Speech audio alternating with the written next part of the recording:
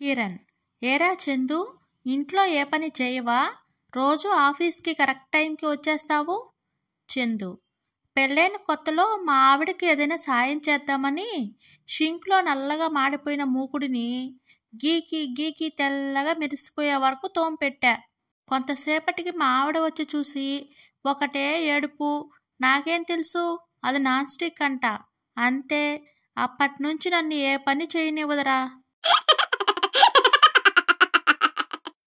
సుందరం పొద్దున్నే లేచి ధ్యానం చేయాలని నిర్ణయించుకున్నాడు. కళ్ళు మూసుకుని ఇలా ఆలోచించడం మొదలుపెట్టాడు. 1. నేనెవరిని? 2. నేనెక్కడ నుండి వచ్చాను? 3. నేనెందుకు పుట్టాను? 4. నేనెక్కడికి వెళ్ళాలి? ఇంతలో కిచెన్లో నుండి భార్య అరుపులు వినిపించాయి. నువ్వు ఒక పెద్ద సోమరిపోతువి. ఎక్కడ నుండి తగలబడ్డావో నా కర్మకు. నా జీవితం నాశనం చేయడానికే పుట్టావు. ముందు లేచి స్నానం చేసి తగలడు. టిఫిన్ పూర్తయింది. ఒక్క దెబ్బకు అతని ప్రశ్నలన్నిటికీ సమాధానం దొరికినట్టుగా తృప్తిగా నిట్టూర్చి కళ్ళు తెరిచి స్నానానికి సిద్ధమయ్యాడు సుందరం. చిన్నప్పటి నుంచి సెల్ ఫోన్కి అలవాటు పడిన చింటూ ఒంట్లో బాగాలేదని డాక్టర్ వద్దకు వెళ్ళాడు.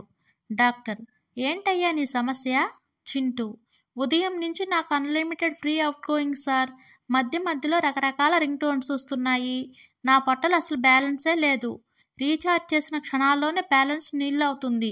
దయచేసి ఈ ఆఫర్ని డియాక్టివేట్ చేయండి సార్.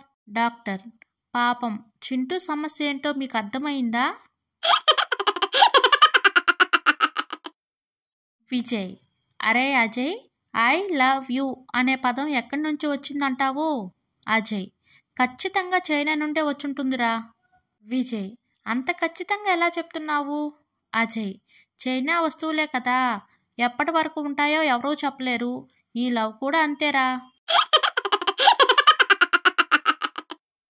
కూతురు: నాన్న, ఒక అబ్బాయి ప్రేమించమంటూ రోజూ నా వెంట పడుతున్నాడు. తండ్రి: అతడిని ఎలా శిక్షించమంటావు? కూతురు: నన్ను అతడికిచ్చి పెళ్లి చేయండి నాన్న. తండ్రి: సూపర్, శిక్ష అమలు చేయడంలో నువ్వు మీ అమ్మనే మించిపోయావు.